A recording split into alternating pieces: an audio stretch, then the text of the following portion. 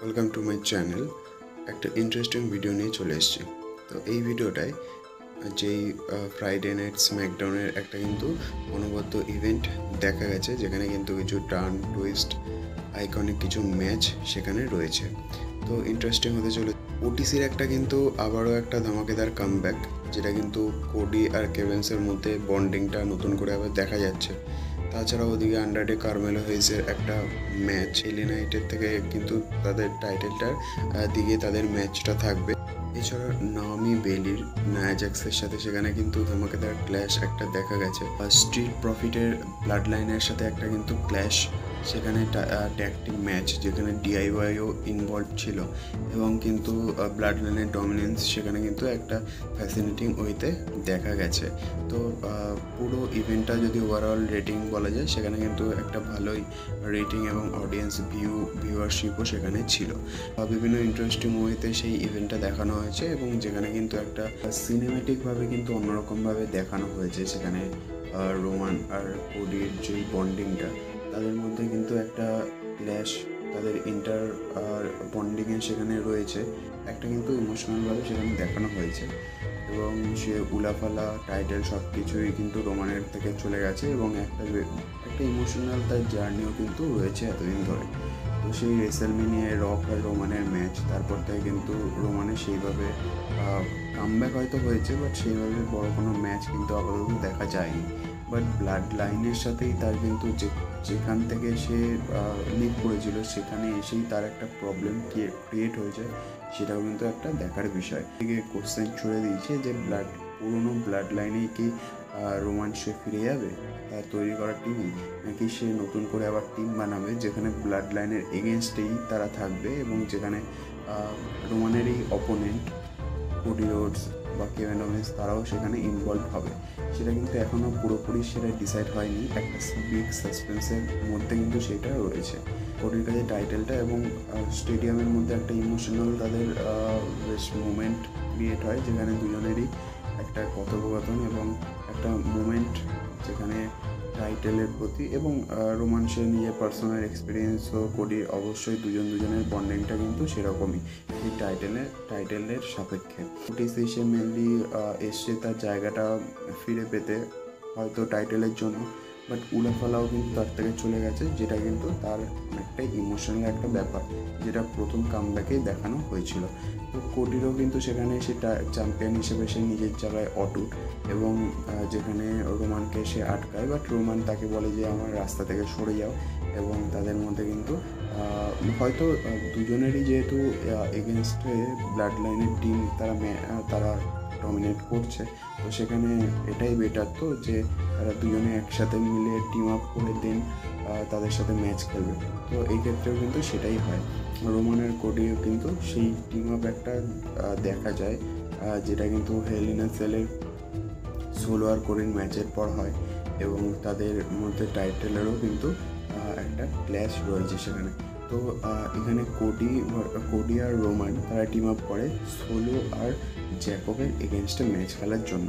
তো সেটাই এখন একটা কিন্তু ধামাকেদার ম্যাচ, সলিড ম্যাচ হতে চলেছে এবং কিন্তু হাই ফ্লাইং পারফরমেন্সও কিন্তু দেখা যাবে, যেটা আশা করা যাচ্ছে। হাইপে থাকবে ম্যাচটা, আশা করি সেটা কিন্তু সেই ততটাই কিন্তু লাস্টিং করবে এবং অডিয়েন্স সেটা এনজয় করবে, সেটাই এখন দেখায়। তো কোডির সাথে কেভিন ওভেন্সের কিন্তু একটা বন্ডিং থাকা সত্ত্বেও তাদের মধ্যে টাইটেল নিয়ে ম্যাচও হয়, যেখানে কোডি সেই ম্যাচটা কিন্তু কোডি কিন্তু পারফরমেন্স হাইয়ে চলছে, সেই টাইটেলটা নিয়েই সে তার একটা ফ্যাসিনেটিং জার্নি তার দেখা যাচ্ছে এবং রোমান থেকে শুরু করে কেভিন ওভেন্স, এজি স্টাইল সবাইকে কিন্তু হারিয়ে সে কিন্তু একটা আনডিসপিউটেড চ্যাম্পিয়ন সে কিন্তু হয়েই রয়েছে। কেভেন্সের ওপর ব্লাড লাইনের যখন অ্যাটাক একটা দেখা যায়, একটা ডমিনেন্স দেখা যায়, তখন কিন্তু কোডি রোডসের কিন্তু একটা ব্যাকআপ থাকে, কিন্তু তারপরেও যখন ওভার একটা সিন ক্রিয়েট হয়ে যায়, তখন কিন্তু ডিআইওয়াই ইভেন স্ট্রিট প্রফিটের সাথেও কিন্তু তাদের একটা ক্ল্যাশ দেখা যায়। তো 6 ম্যান ট্যাগ একটা ম্যাচ হয়, স্ট্রিট প্রফিট ভার্সেস ব্লাড লাইনের টিম, এবং ব্লাড লাইন অবভিয়াসলি জিতে যায়, বাট ভালো একটা নেক টু নেক কম্পিটিশন ছিল। তো সেখানে একটা কিন্তু ব্লাড লাইনে টপে চলছে সেটা কিন্তু বলাই যেতে পারে, এবং পরবর্তীতে রোমানের টিমকে ব্লাড লাইনের টিমকে ডিফিট করতে হবে সেটাই এখন দেখার। তো ডিআইওয়াইয়েরও কিন্তু একটা খুব পোটেনশিয়াল রয়েছে সেই ম্যাচটা তাদের এগেনস্টে ম্যাচ খেলার এবং ব্লাড লাইনকে ডিফিট করার। তো সেটাই এখন দেখার। নায়া জ্যাক্সকে ডিফিট করা কিন্তু ততটাও কিন্তু সহজ নয় বেলি বা নাওমির সিঙ্গেল ম্যাচের ক্ষেত্রেও। সেখানে টিফিন স্ট্র্যাটনের একটা ব্যাকআপ কিন্তু নায়া জ্যাক্সের সাথে দেখাই যাচ্ছে এবং তাদের একটা সুন্দর বন্ডিংও কিন্তু সেখানে রয়েছে। তো যদিও তাদের কিন্তু একটা ম্যাচে সেখানে টিফিনি নায়া জ্যাক্সের ওপর কিন্তু একটা এগেনস্টে যাওয়ার দিকে সে চলে যায়। নাওমি আর বেলির একটা কিন্তু ভালো বন্ডিং তাদের ডুও ম্যাচে সেখানে দেখা যায়। বাট সেখানে বেলি দুজনেরই কিন্তু একটা পারফরমেন্স ভালো দেখা যায়, যেখানে নায়া জ্যাক্সও কিন্তু নেক টু নেক একটা কিন্তু কম্পিট করে দুজনের সাথে একসাথেই। এবং সেখানে টিফিনের একটা কিন্তু অপোজিট গেম প্লে নায়া জ্যাক্সের এগেনস্টেই হয়ে যায়, যদিও তারা কিন্তু মিউচুয়ালি একটা টিম ছিল।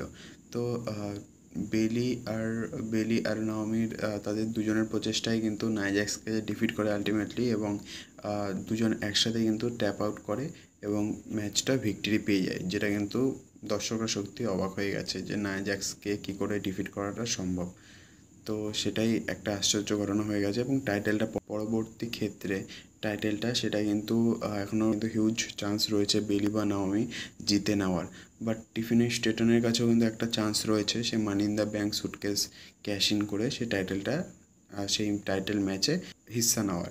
তো সেটাই এখন টাইটেল ম্যাচে যোগ দেওয়ার। তো সেটাই এখন দেখার যে টাইটেলটা আলটিমেটলি কার কাছে টাইটেলটা যায়। তো একটা কিন্তু সলিড ম্যাচ, একটা কিন্তু ফ্যাসিনেটিং ড্রামাটিক ম্যাচ কিন্তু দেখা যেতে চলেছে। অ্যাপোলো ক্রুজ আর ভিঞ্চির একটা কিন্তু ম্যাচ আগেও হয়েছিল, সেখানে কিন্তু খুব লিমিটেড টাইমের মধ্যে অ্যাপোলো ক্রুজ ডিফিট করে দেয় ভিঞ্চিকে।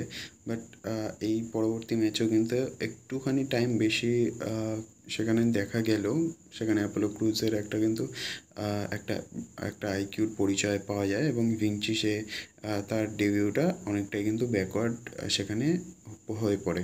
সে দুবারই কিন্তু ডিফিট করে দেয় ভিঞ্চিকে। পরবর্তীতে সে কি আরও কোনো ট্যাকটিক বা স্ট্র্যাটেজি নিয়ে আসবে অ্যাপোলো ক্রুজ বা তার ম্যাচ খেলার পক্ষে, যেখানে সে অপোনেন্টকে ডিফিট করতে পারে, সেটাই এখন দেখার। এলি নাইট আর আন্ডারডের কিন্তু ম্যাচ হওয়ার কথাই ছিল, যেখানে আন্ডারডে কার্মেলো হেসকে ডিফিট করে এবং এলি নাইটও সে কিন্তু বেশ একটা ফ্যাসিনেটিং জার্নি তার দেখা যায় অ্যাজ এ চ্যাম্পিয়ন হিসেবেও।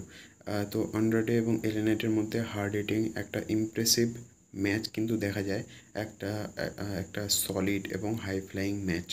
তো সেখানে কিন্তু বিভিন্ন ধরনের তাদের একটা ইন্টেন্স গেম প্লে, যেখানে কিন্তু বিএফটির সাথে এলি নাইট সে ভিক্টরিটা পেয়ে যায় এবং সে টাইটেলটা জিতে নেয়।